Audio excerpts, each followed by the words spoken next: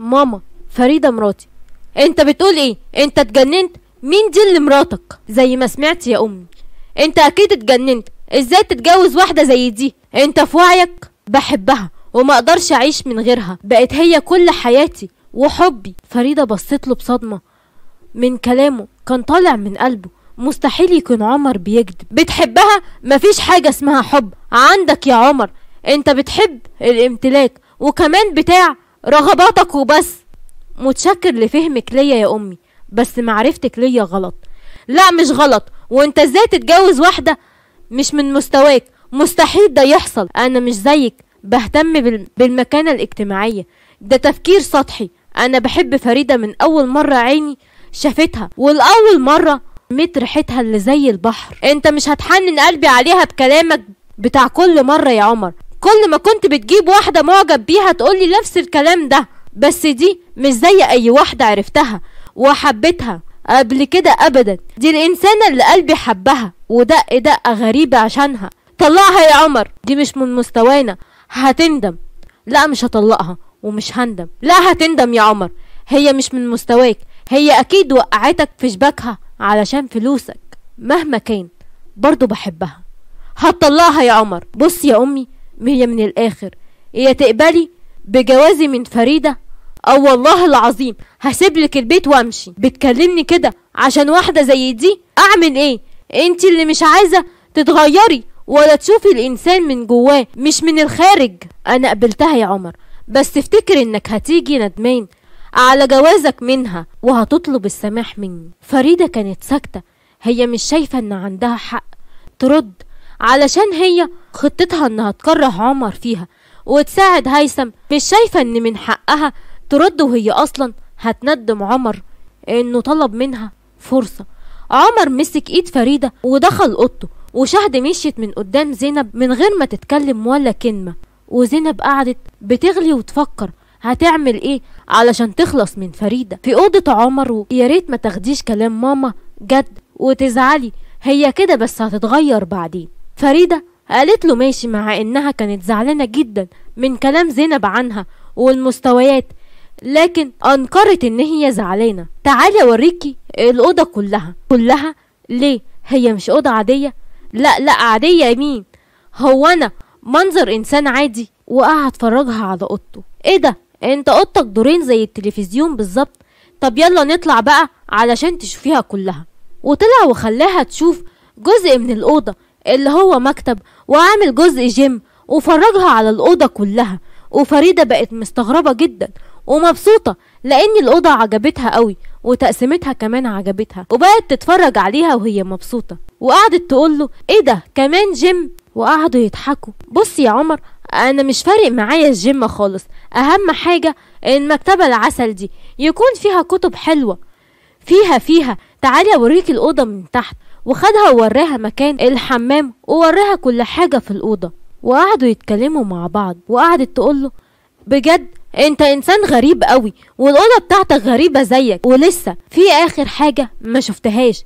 الله يخرب بيتك، في ايه تاني؟ ده انت كده هتحل ازمة السكن. ايوه، ازمة السكن دي ما حصلتش غير بسببك انت وبسبب اوضتك. عملت ازمة للدولة، حرام عليك. انا خايفة لحسن اتوه فيها. ازمة؟ حرام عليك، دي صغيرة، ده انا بفكر اصمم فيها حاجات اكبر من كده. طيب ما تنساش تسيب اماكن للغلابة يا عمر. ايوه اوعى تنساهم في اوضتك الغريبة دي. اوضتك دي نعملها فندق على فكرة.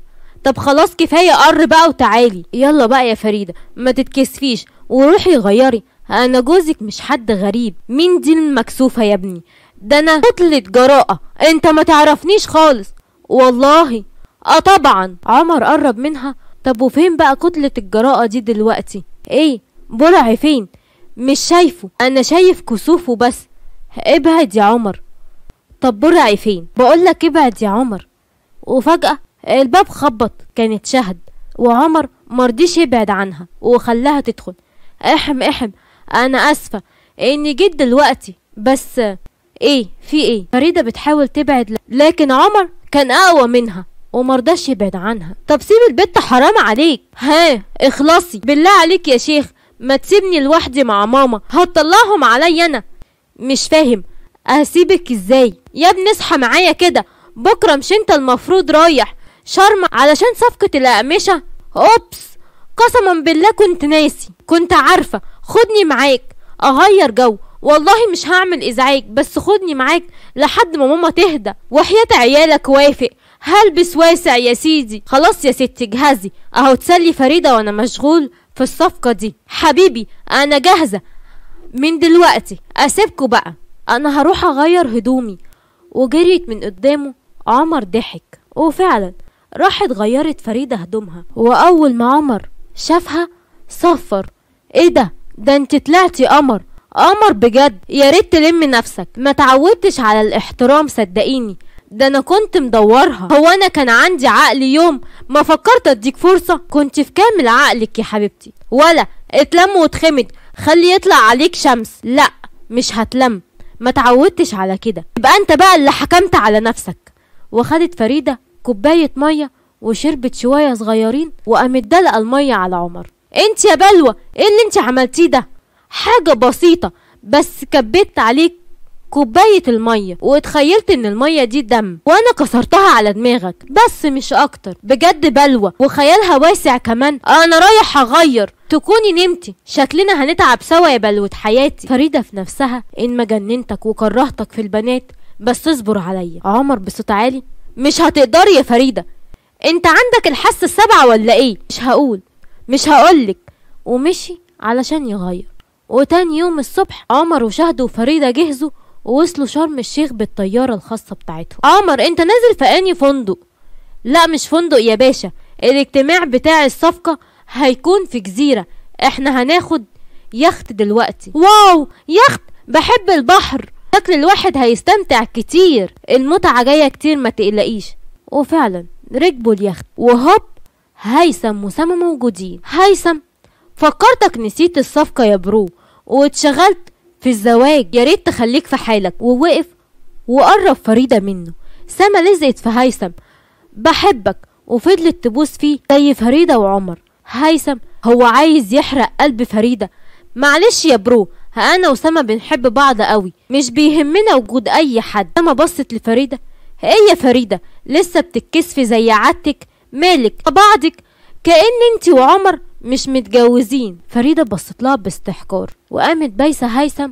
وفريدة اتجننت من تصرفاتها وبقت قاعدة متغاظة جدا. فريدة بصت لها بصة وحشة جدا، وبقت مخنوقة منها ومش عارفة ترد لها اللي هي عملته ده ازاي.